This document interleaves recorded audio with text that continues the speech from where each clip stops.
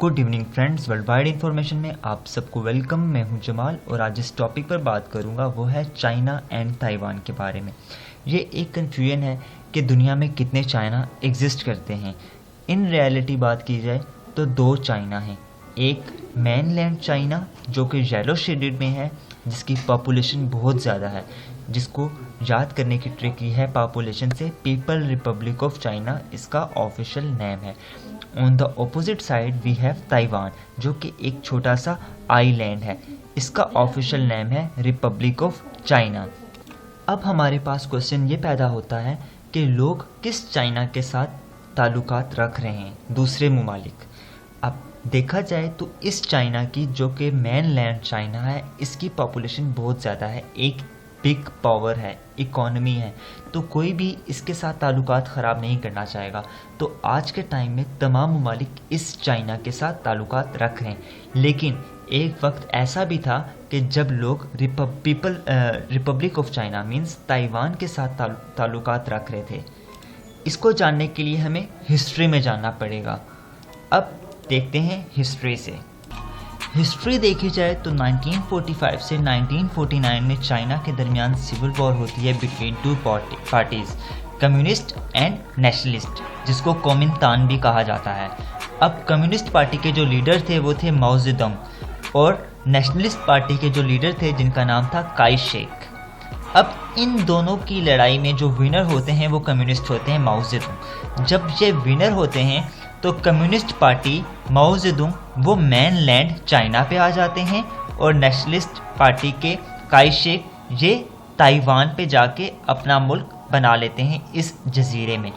लेकिन याद रखा जाए कि 1949 से जो नेशनलिस्ट काई शेक थे वो चाइना के मेनलैंड चाइना में थे, लेकिन बाद में ये हारने के बाद यहाँ पे आ जाते हैं। जब तक ये मेनलैंड चाइना पे थे नेशनलिस्ट काई शेक, उस टाइम तक दुनिया के ताल्लुकात इनके साथ थे, लेकिन बाद में जब ये ताइवान चले गए तो कुछ अरसा इनसे ताल्लुकात रहे, और वो कब रहे वो मैं आगे डिटेल से डिस्कस करूँगा।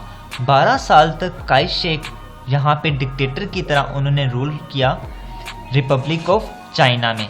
अब जो चाइना का ऑफिशियल नेम यहाँ पे डिक्लेयर किया गया मेनलैंड चाइना का, वो था पीपल रिपब्लिक ऑफ चाइना।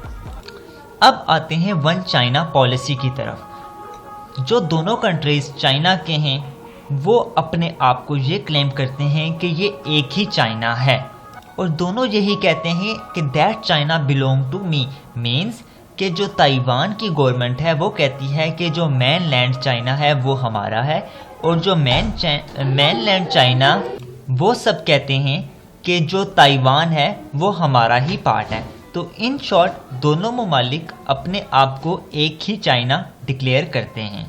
वो इसलिए वो चाहते हैं कि जो पूरी चाइनीज़ सिविलाइजेशन है वो इसी एरिया के अंदर महदूद होकर रह जाए, चाइना, ताइवान, हांगकांग यहीं तक महदूद रहे। लेकिन यहाँ पे इशू ये है कि दोनों ममालिक एक दूसरे की लिजिटिमेसी को एक्सेप्ट नहीं कर रहे। ताइवान के जो गवर्नमेंट है वो चाइना को लिजिटिमेट नहीं मान रही, और जो मेनलैंड चाइना है वो ताइवान को लिजिटिमेट नहीं मान रही। अब वन चाइना पॉलिसी के अंदर ये आता है कि जो भी ममालिक ताल्लुकात रखेगा तो या वो मेनलैंड चाइना के साथ रखेगा या तो ताइवान के साथ रखेगा, मीन्स रिपब्लिक ऑफ चाइना के साथ रखेगा या पीपल रिपब्लिक ऑफ चाइना के साथ रखेगा।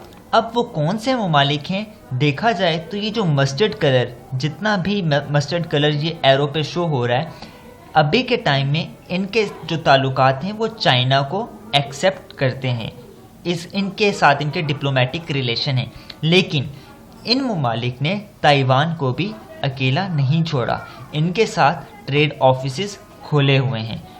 और बाकी जो ब्लू पोर्शन में कंट्रीज़ हैं, तकरीबन देखा जाए तो ये 12 ममालिक ऐसे हैं जो कि ताइवान को एक्सेप्ट करते हैं और उनके साथ इनके डिप्लोमेटिक रिलेशंस हैं। अब जो मस्टर्ड कलर हैं ये जितने भी हैं ये अंडर डेवलप्ड हैं, लेकिन जो खाकी कलर है वो अंडर डेवलप है। खाकी कलर कौन सा? ये वाला जितना पोर्शन है, ये देख लें, नॉर्थ अमेरिका पूरा, रशिया पूरा, ये डेवलप कंट्रीज़ हैं। ये चाइना को, इनके साथ डायरेक्ट लिंक है, वो सिर्फ चाइना को ही एक्सेप्ट करते हैं। क्यों? क्योंकि चाइना एक इमर्जिंग इकोनॉमी है, बिग पावर है। अब यूएसए की हिस्ट्री देखी जाए कि उसने कब चाइना को सपोर्ट किया और कब ताइवान को सपोर्ट किया। दोनों की आइडियोलॉजी देखी जाए तो जो यूएस था वो कैपिटलिस्ट था, जबकि जो चाइना था वो कम्युनिस्ट था, जिस वजह से इनके इख्तलाफात आइडियोलॉजी से ही स्टार्ट हैं। 1949 से 1971 तक जो यूएसए था वो ताइवान को सपोर्ट करता था in sense of socially, politically और मिलिट्री। क्यों? क्योंकि आइडियोलॉजिकल डिफरेंस था। और दूसरी वजह ये थी कि जो चाइना और रशिया थे, इनके ताल्लुकात काफ़ी ज़्यादा अच्छे थे और ऑपोजिट यूएसए और रशिया के ताल्लुकात अच्छे नहीं थे। इस रशिया की वजह से जो यूएसए है वो चाइना के साथ उसके ताल्लुकात ठीक नहीं थे। लेकिन चाइना की और यूएसएसआर की, सोवियत यूनियन मीन्स, उनकी वॉर होती है 1969 में, जिसकी वजह से चाइना के ताल्लुकात यूएसएसआर के साथ ख़राब हो जाते हैं। इसका फ़ायदा अमेरिका, यूएसए उठाता है। 1971 में यूएसए चाइना को सपोर्ट करता है और उनके साथ रिलेशन बढ़ाने की बात करता है। उसका मकसद ये था कि साउथ ईस्ट एशिया में अपना इन्फ्लुएंस जमाना। और इसी बात में यूएसए के प्रेसिडेंट निक्सन 1972 में फर्स्ट टाइम चाइना का विज़िट करते हैं।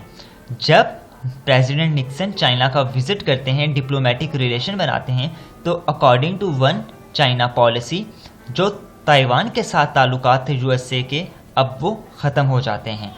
और 1972 के बाद जो यूएसए है उसके ताल्लुकात ताइवान के साथ नहीं हैं, चाइना के साथ हैं, मेनलैंड चाइना के साथ। होप सो आपको ये लेक्चर पसंद आया होगा।